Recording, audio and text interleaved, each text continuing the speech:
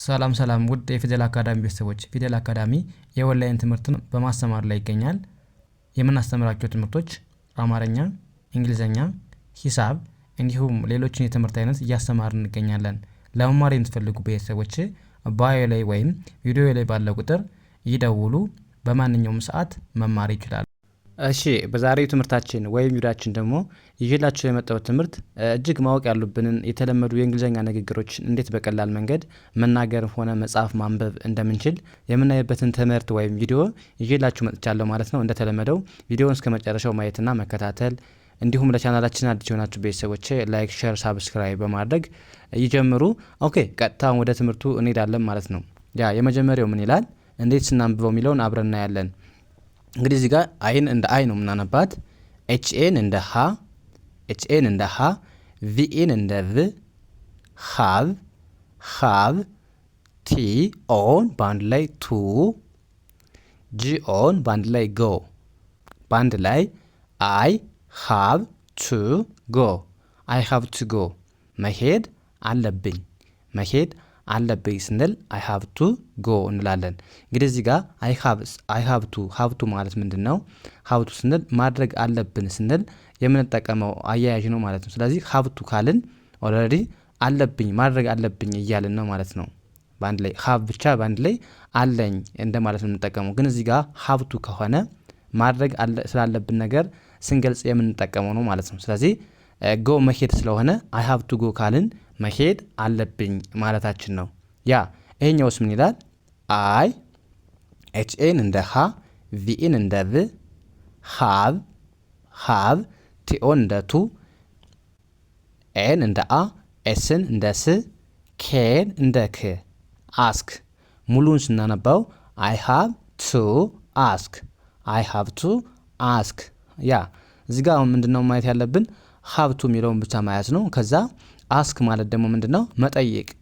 ስለዚህ መጠየቅ አለብኝ ካልን ሀብቱ እንጠቀማለን። አሁንም አለብኝ ለማለት ነው የምንጠቀሙ ማለት ነው ሀብቱ። ስለዚህ አይ ሀብቱ አስክ ካልን መጠየቅ አለብኝ እያልን ነው ማለት ነው። ይሄኛውስ ምን ይላል? አይ አሁንም ይህም ተመሳሳይ ነው።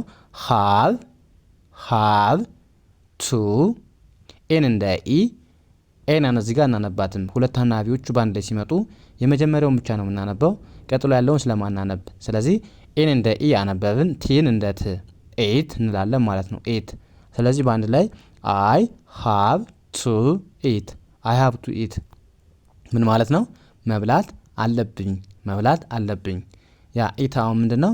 መብላት ማለት ነው፣ መብላት። ስለዚህ አለብኝ የሚለው ደግሞ እንደነገርኳችሁ ሀብቱ ይሆናል ማለት ነው። ስለዚህ መብላት አለብኝ ለማለት በዚህ መልኩ መግለጽ እንችላለን ማለት ነው።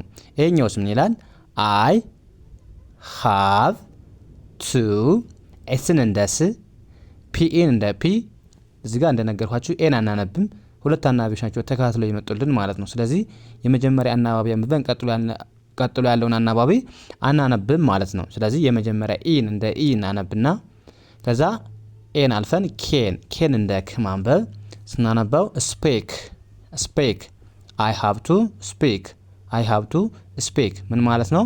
መናገር አለብኝ ለማለት አይ ሃቭ ቱ ስፒክ እንላለን። ስፒክ ማለት ምንድን ነው? መናገር ማለት ነው፣ መናገር። ስለዚህ መናገር አለብኝ ይሆናል ማለት ነው። ይሄኛውስ ምን ይላል?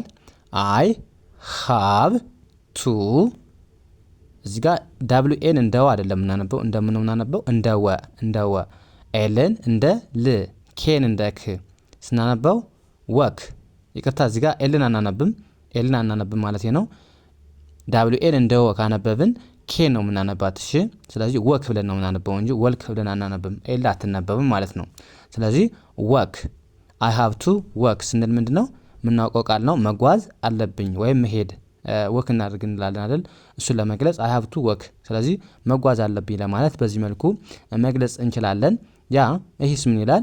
አይ ሃቭ ቱ፣ ኤስን እንደ ስ፣ ኤልኢን በአንድ ላይ እንደ ል፣ ፒን እንደ ፕ ስናነባው ስሌፕ፣ አይ ሃቭ ቱ ስሊፕ ምን ማለት ነው? መተኛት አለብኝ ይሆናል ማለት ነው። ወደዚህኛው ስንሄድ ምን ይላል? ቲኤን እንደ ቴ፣ ኬኢን በአንድ ላይ እንደ ክ፣ ቴክ፣ ኤምኤን እንደ ሚ ቴክ ሚ ቴክ ሚ ምን ማለት ነው? ውሰደኝ ወይም ውሰጅኝ ለማለት ቴክ ሚ እንላለን ማለት ነው። ቴክ ማለት መውሰድ፣ ሚ ማለት እኔ። ስለዚህ ውሰደኝ ወይም ውሰጅኝ ስንል በዚህ መልኩ እንገልጻለን ማለት ነው። ያ ይሄኛውስ ምን ይላል? ቲኢን በአንድ ላይ እንደ ቴ፣ ቲኢን በአንድ ላይ እንደ ቴ፣ ዳብል ኤልን ሁለት ኤሎችን በአንድ ላይ በአንድ ድምጽ የሚነበቡት ማለት ነው። ስለዚህ እንደ ል ነው የምናነባቸው፣ እንደ ል። ቴል ቴል፣ ኤምኢን ሚ ቴልሚ ቴልሚ፣ ንገረኝ ወይም ንገሪኝ ለማለት ቴልሚ እንላለን። ቴል ማለት መናገር ስለሆነ። ያ ይሄኛውስ ምን ይላል? አስክ ሚ አስክ ሚ። እንዴት እናንብበው? ኤን እንደ አን ያነበብነው እዚህ ጋር፣ ኤስን እንደ ስ፣ ኬን እንደ ክ። ስለዚህ ስናነባው አስክ አስክ፣ ኤምኢን ሚ አስክ ሚ፣ ጠይቀኝ ወይም ጠይቅኝ።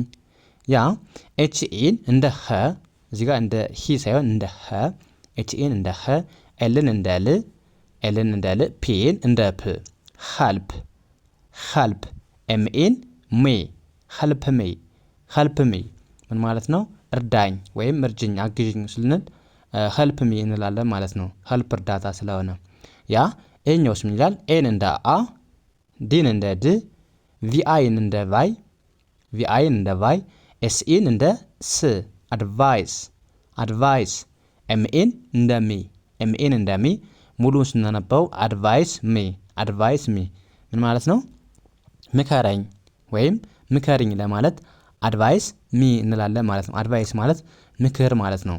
ሚ የሚለው እኛን ስለሚወክል እኔ ማለት ስለሆነ ስለዚህ ምከረኝ እያልን ነው ወይም ምከርኝ ለማለት እንጠቀመዋለን ማለት ነው። ኦኬ ወደ ቀጣዩና ወደ መጨረሻው ስንሄድ ምን ይላል? ጂአይን እንደ ጊ፣ ጂአይን እንደ ጊ፣ ቪኢን እንደ ቭ ስናነባው ጊቭ ጊቭ፣ ኤምኢን እንደ ሚ ጊቭ ሚ ጊቭ ሚ፣ ስጠኝ ወይም ስጭኝ ለማለት እንደዚህ መግለጽ እንችላለን ማለት ነው። ጊቭ ሚ፣ ጊቭ ማለት መስጠት ስለሆነ። ኦኬ እንደዚህ እያደረግን በቀላሉ የእንግሊዝኛ ክህሎታችን ማዳበር እንችላለን። በቀላሉ መጻፍም ማንበብ መናገር እንችላለን ማለት ነው። ከእናንተ የሚጠበቀው ቪዲዮውን ሳሰለችሁ እስከ መጨረሻው ማየትና መከታተል ነው ማለት ነው።